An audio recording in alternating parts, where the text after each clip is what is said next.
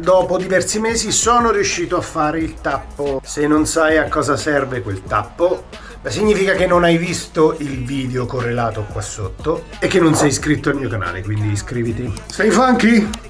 Stay stronzi?